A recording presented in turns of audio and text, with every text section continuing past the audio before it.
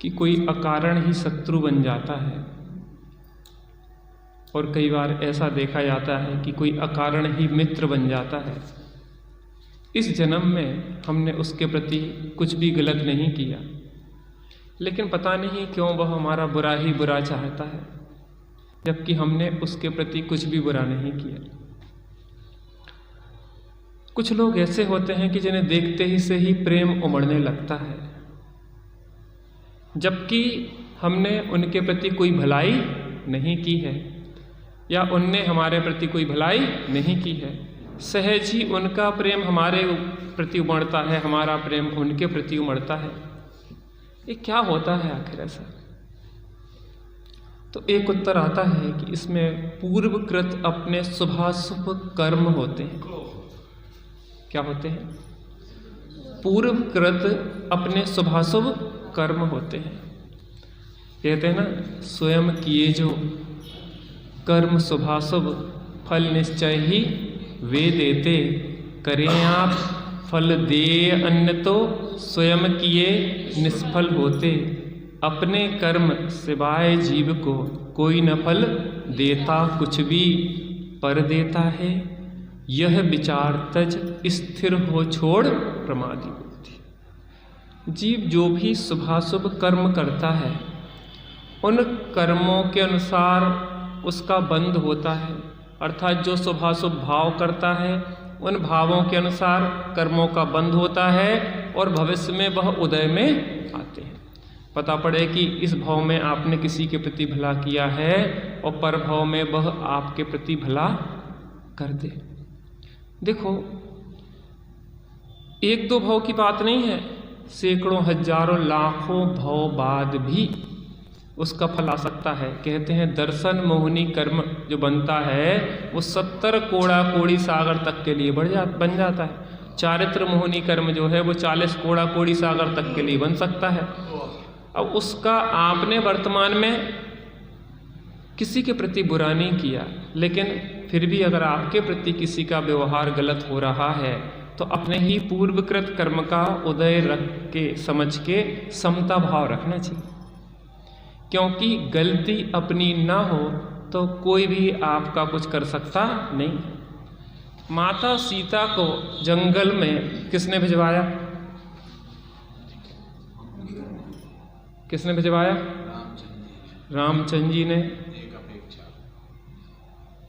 कि उनके कर्मों ने? अब देखना इसमें पूर्वकृत कर्म का उदय आया। देखो, इसमें भी थोड़ा सा अपन समझें गहराई से। एक द्रव्य कर्म होते, एक भाव कर्म होते और एक नो कर्म होते।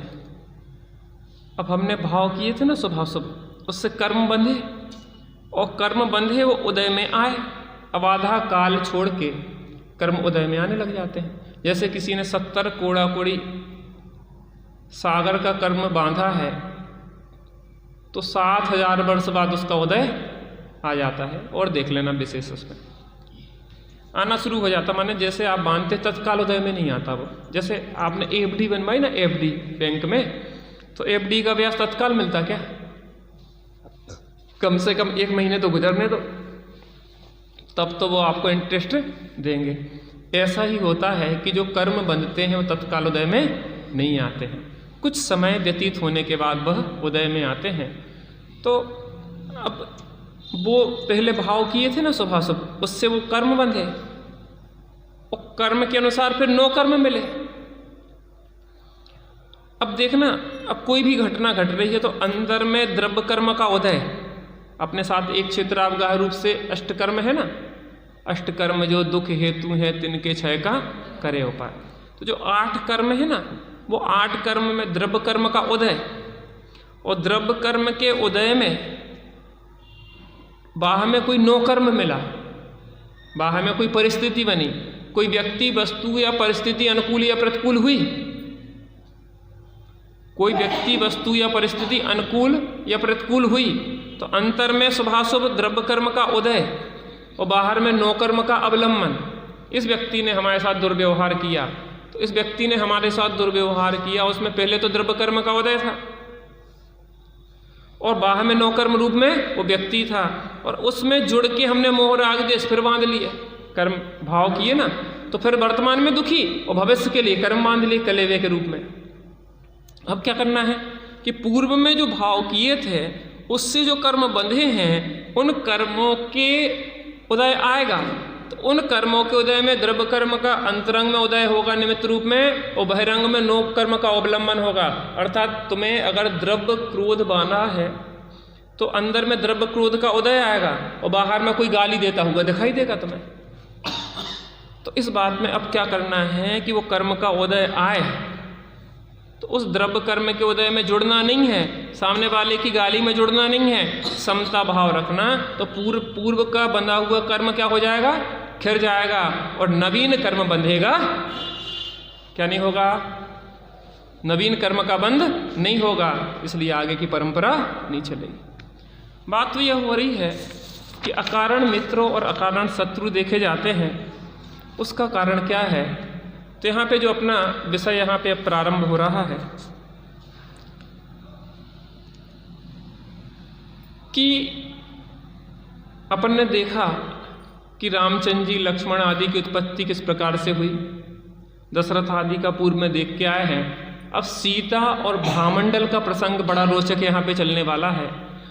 और भामंडल उत्पन्न नहीं हो पाया, उसके पूर्व ही जब वो गर्भ में आया तो किसी व्यक्ति को यह भाव आया कि मैं इसे मार डालूं।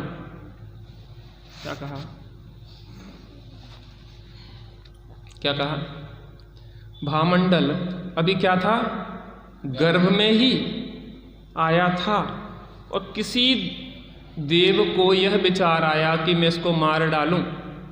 तो ऐसा क्यों हुआ, क्योंकि अभी तो वो गर्भ में से बाहर ही नहीं निकला, अभी तो कुछ उसने अपराध किया ही नहीं है, और उसने अपराध नहीं किया है तो फिर इसको ऐसा भाव क्यों आया, क्यों आया, कोई बता सकता है क्यों आया? क्योंकि पूर्व का कोई संबंध था, पूर्व में इस भामंडल के जीव ने उस देव के प्रति कोई अपराध किया था, वो कर्म का उदय आया तो गर्भस्थ शिशु को मारने का विकल्प। बहुत रोचक प्रसंग है, इसको अपन देखते हैं।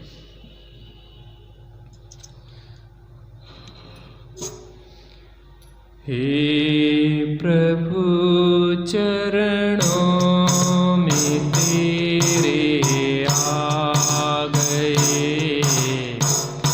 हे प्रभु चरणों में तेरे आ गए। भावना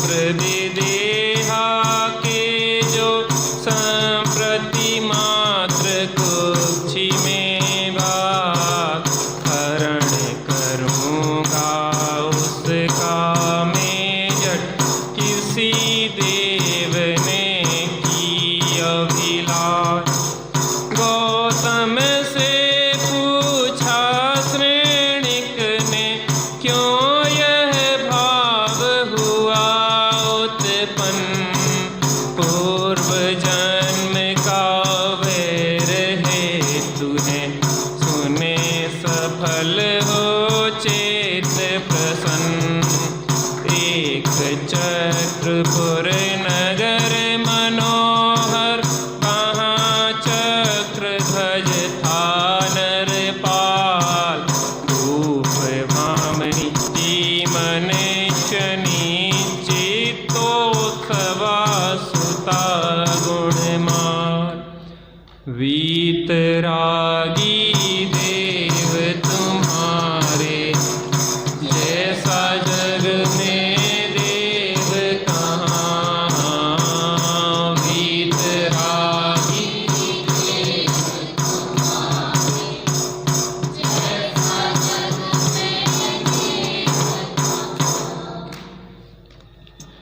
भगवान महावीर के समोसरण में राजा शरणिक बैठे हुए हैं और राजा शरणिक वहाँ से कहते हैं गौतम स्वामी से, महावीर प्रभु से कि मुझे भगवान श्री रामचंद्र जी का जीवन चरित्र सुनने का भाव उत्पन्न हो रहा है,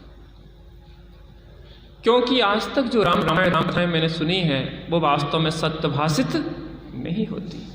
तो मैं जानना चाहता हूं प्रभु की वास्तविक श्री राम का चरित्र क्या है।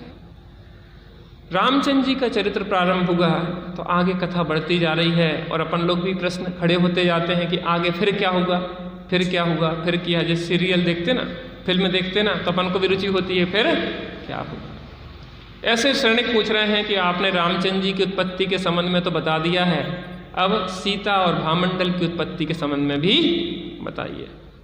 जहाँ कह रहे हैं बीत राग वाणी से होता प्राणी मात्र का सुचितर चित्त। सुचितर सुपरलेटिव डिग्री, सबसे पवित्र मन हो जाता है। मैंने आज सुबह थोड़ी चर्चा की थी इस विषय में।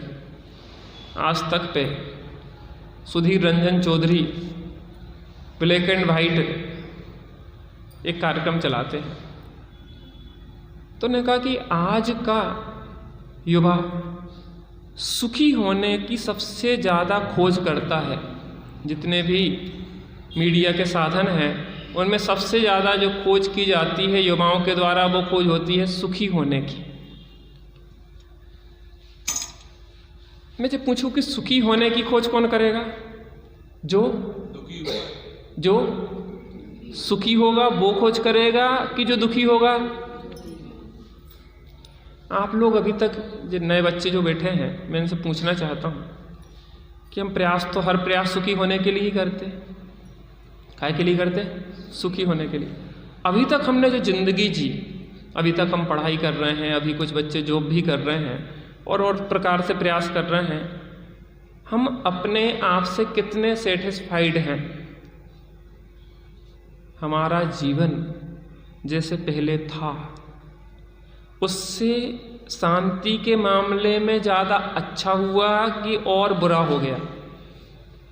हिमांशी दीदी, बहुत गंभीरता से अपन तो देखो शांति से बैठ के अपनी समस्याओं के समाधान खोज रहे जनवाणी माता से। यस, पहले की अपेक्षा हम और अधिक परेशान हो गए कि और अधिक शांत हो गए? हिमांशी दीदी, पहले की अपेक्षा हम अधिक परेशान हो गए कि शांत हो गए? यसी दीदी, हम पहले की अपेक्षा और अधिक परेशान हो गए कि शांत हो गए? जिनी, हम जो भी प्रयत्न करते, श्रीमद् राजचंद्र जी ने कहा सुख प्राप्ति हेतु प्रयत्न करते। जितने प्राणी हैं सुख प्राप्ति के लिए ही तो प्रयत्न कर रहे हैं। अकेला मनुष्य नहीं, प्राणी मात्र सुखी होना चाहता है। जो एक इंद्रिय, दो इंद्रिय, तीन इंद्रिय, चार इंद्रिय, सब सुखी होना ही चाह रहे हैं।